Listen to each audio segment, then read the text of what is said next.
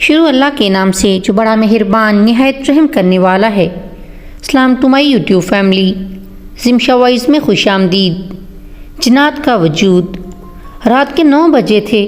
میں school office میں بیٹھا پیپر چیک کر رہا تھا جب دروازے پر دستک ہوئی۔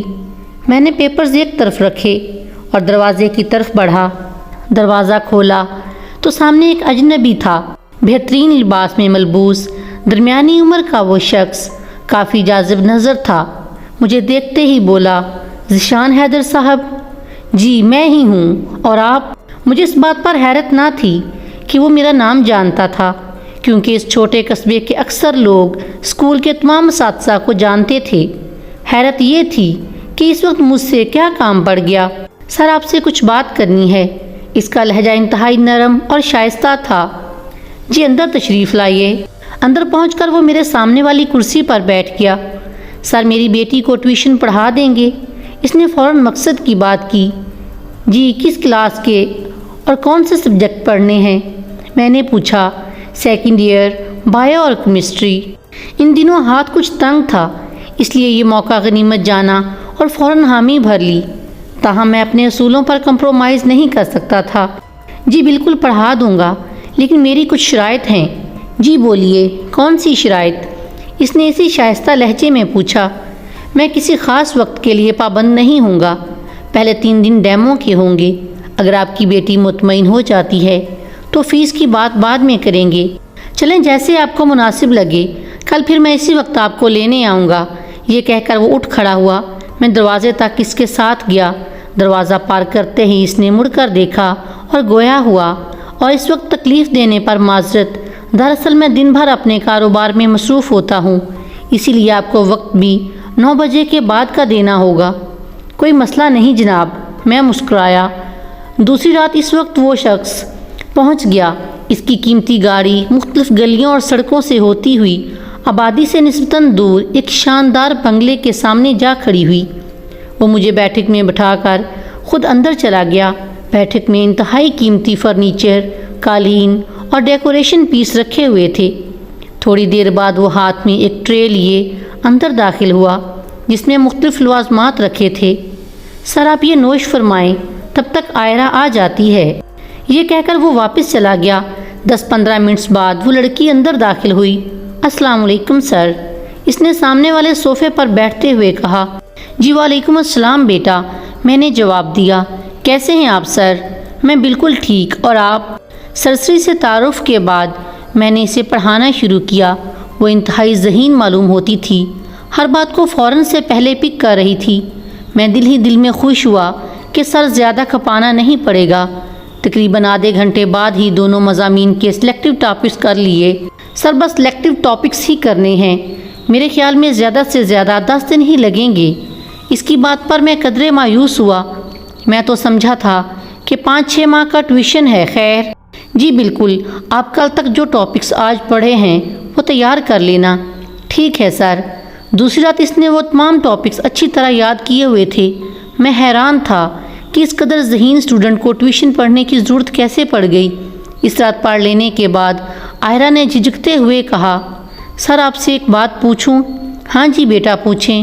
آپ جنات پر یقین رکھتے ہیں؟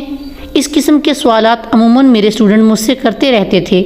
میرا جواب ہمیشہ ایک ہی ہوتا، نہیں بیٹا، مجھے یقین نہیں ہے، کیونکہ آج تک میں نے انہیں اپنی آنکھوں سے نہیں دیکھا۔ میرے جواب پر اس نے حیرت سے مجھے دیکھا۔ آپ کچھ زیادہ ہی سائنٹیفکلی سوچتے ہیں سر۔ بیٹا سائنس پڑھتے اور پڑھاتے وقت جب تک آپ سائنٹیفکلی نہیں سوچو گے تب تک ابہام کا شکار رہو گے، کانسیپٹس کلیئر نہیں کر پاؤ گے۔ میں نے نرمی سے جواب دیا، لیکن سر دنیا میں ہزاروں پراسرار واقعات رونما ہوتے ہیں، ان کے متعلق آپ کیا توجہ پیش کریں گے؟ وہ واقعی بہت ذہین تھی۔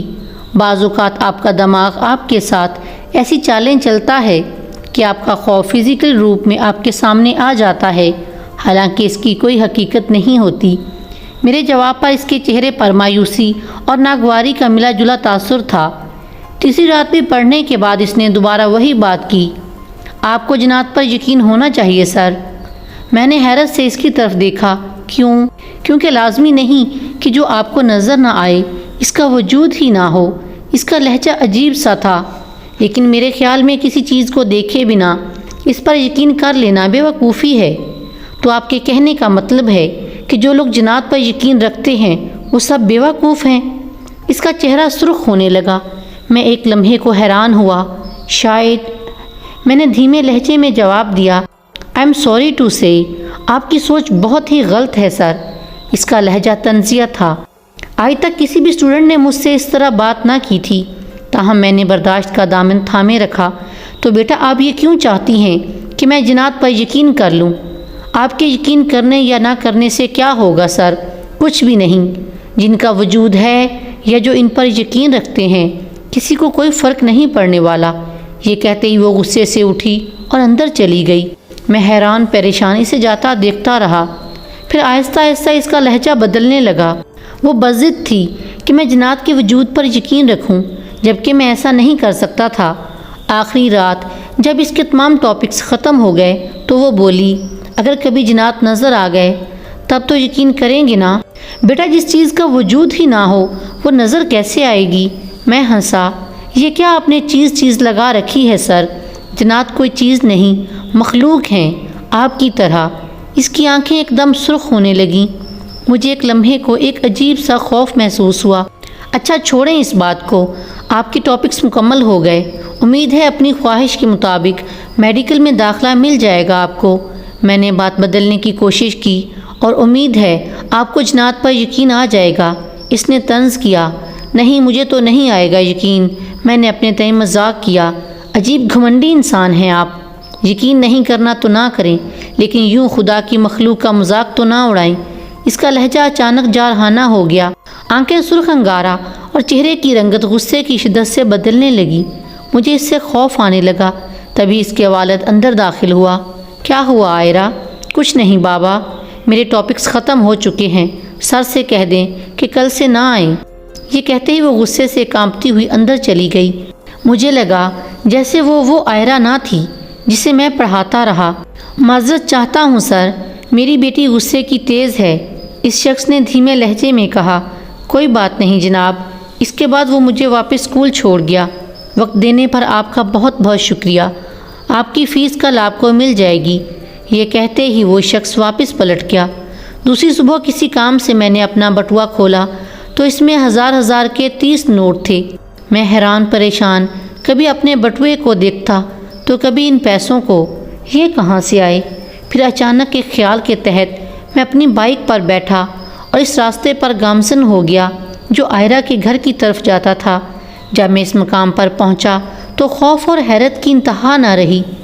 جہاں کل رات تک ایک شاندار بنگلہ تھا، آج وہاں پرانے کھنڈرات کے سوا کچھ نہ تھا۔ آپ کو یہ سچا واقعہ کیسا لگا؟ کمنٹ سیکشن میں اپنی رائے ضرور دیجیے گا۔ واقعہ اچھا لگا ہو تو لائک، شیئر، سبسکرائب ضرور کیجیے گا۔